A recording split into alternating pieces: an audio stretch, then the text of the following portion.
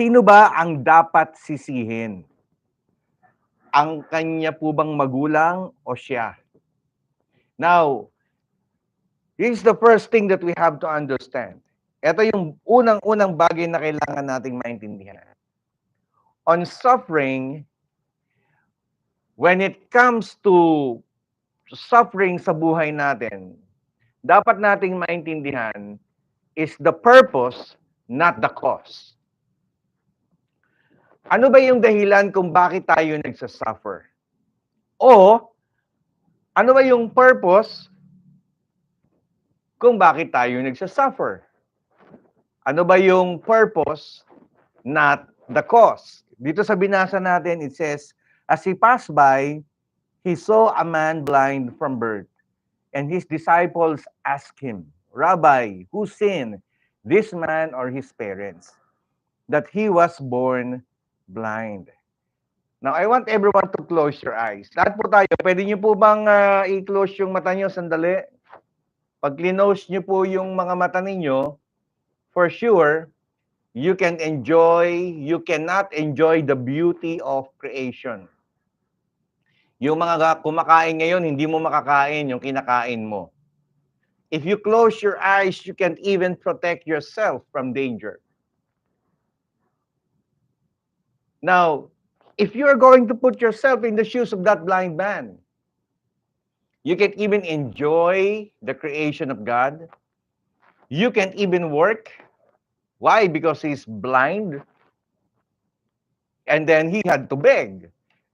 Okay, kailangan niyang mamalimos. He can even protect and he can even go to the church or in the temple. And when Jesus was passing by, when he saw a man blind from birth, I like what Jesus did because Jesus saw the suffering of this man. Tandaan natin, when it comes to our suffering, Jesus is not indifferent. Alam ni Lord yung mga bagay na pinagdadaanan natin when it comes to our sickness. When it comes to the calamities around the world.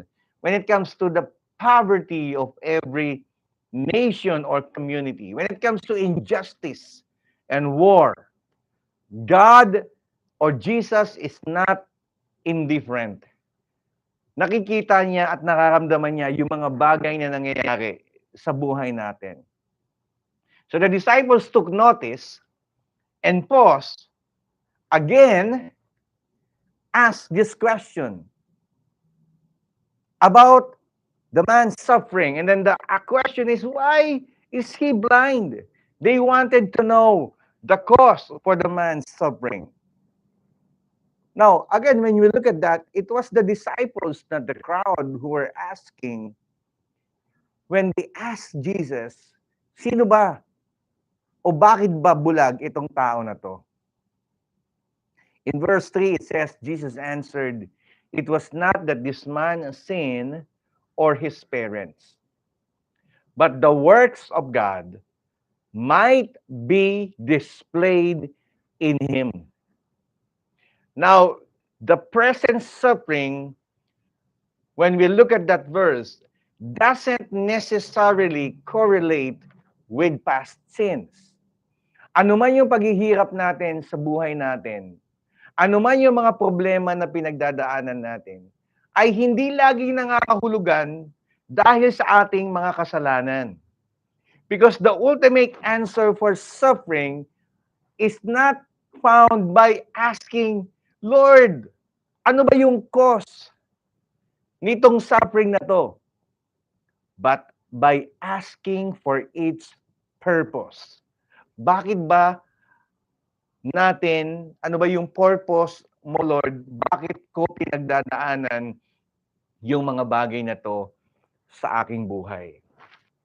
Again, Jesus, when he was talking to the disciples, that there is this divine design for the suffering of this man, that God permits. Why? Because there is a purpose. Now, the purpose is to put God's glory, to put God's work on display in that man. Now, that's the message that I want to share to each one of us today. Please don't just look pagdating sa suffering, sa pagdating sa pinagdadaanan natin. Sana lang mga ka-TM, gusto ko lang po sabihin sa bawat isa sa atin, huwag natin laging isipin yung pinagdadaanan natin, yung hirap ng buhay natin, yung sakit na nararamdaman natin, but always come to God and ask the Lord, Lord, I just want to know your purpose, why these things are happening in my life. Lord, I want to know and to see your work on display in this situation. And that's what Jesus was telling his disciples. Don't just look at the predicament of that blind man. Huwag lang natin tignan yung suffering. Let us see beyond what God can do through that suffering, that in the end, it will display the work of God and the glory of God in the life of that man, in your life, in my life, in everyone's life. Now, suffering can only make sense when we realize that there is a higher being. Magsisense lang to, yung suffering na meron tayo. If maintindihan natin that there is a higher purpose for what we're going through. Suffering can only have ultimate meaning in relation to God's work. Man born blind, and then God's work is displayed through the healing power of Jesus upon his life. Now, just my prayer for all of us here right now. I pray that the work of God should be displayed sa buhay ng bawat isa sa atin sa pamamagitan ng kanyang biyaya through his sustaining grace. May we can always come to God and ask God, Lord, put work or your work on display in my life. And as you continue to heal me, Lord, sustain me. Gusto ko pong sabihin, mga ka-TM, that God sees our suffering. He sees our pain. And no matter what the cause of our suffering, some are maybe our fault or some because of our bad decisions, others are not. Always remember, God has a purpose for it. The blindness of the man was for the work of God to be displayed.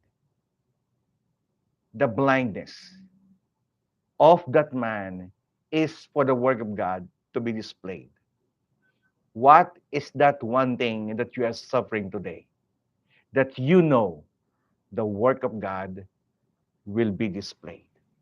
The glory of God will be seen. You will be able to experience the power of God in your life. Now, that's my question right now. Sa bawat isa sa atin mga ka-TM, are you blind? Are you suffering? Are you into trouble? Meron ka bang pinagdadaanan ngayon? Ano ba yung hirap na nakakanasan mo ngayon?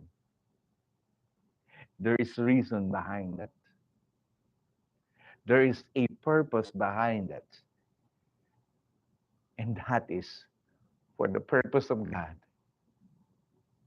to be displayed. For the work of God to be displayed in your life. For the power and the glory of God to be seen in your situation. Mga ka-TM, yun po lamang ang gusto kong isabihin sa bawat isa sa atin. Napakahalaga po na maintindihan natin that we are all living in this fallen and fallible world.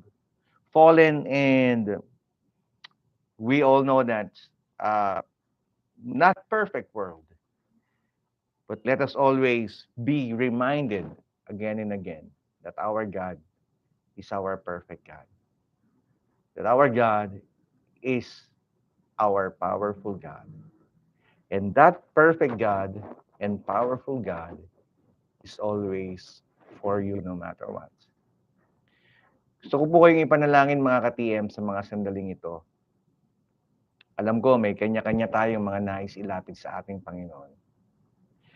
Itong segment natin, NAKIKITA Tayo, Kausapin at ipanalangin ang Panginoon ay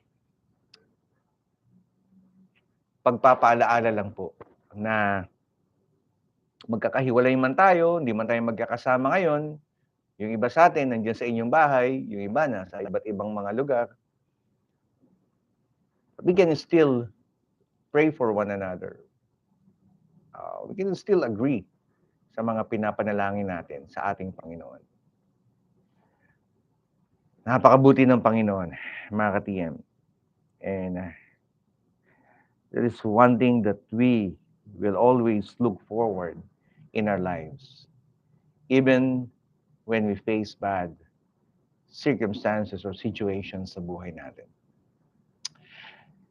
Manalangin po tayo mga ka-TM. Maraming salamat po sa pagsama niyo sa akin ngayong gabi. Ito po, sabi ni Ate Rosalinda, miss you din po, Pastor Tito. Dito po ako sa Japan. Now, see you. Nasa Japan nga, Ate Rosalinda. Sino pa ba? For Flory, please pray po sa aking anak na si Justin na makayanan po niya ang mga lessons sa school. Third year college na po siya. Alam niyo po, no? Again, hindi lang naman mga physical suffering, minsan, di ba?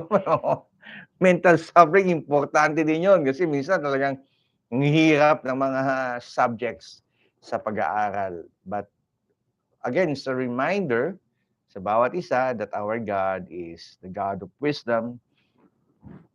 He is not just the God of knowledge na nagbibigay sa atin ng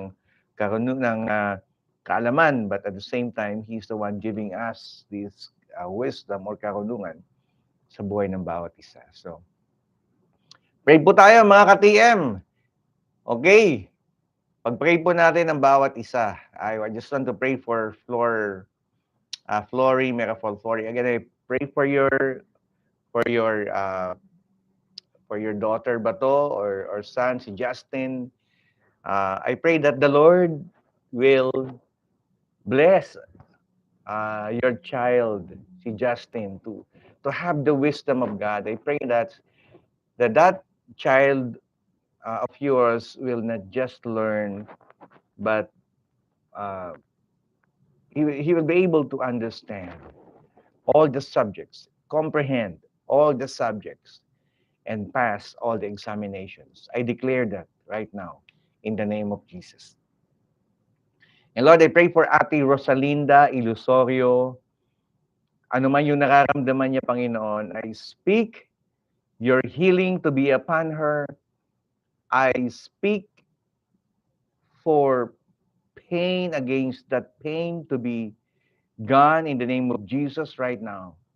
And I speak for complete healing. I pray for the spirit of healing to be upon you right now, Ate Rosalinda.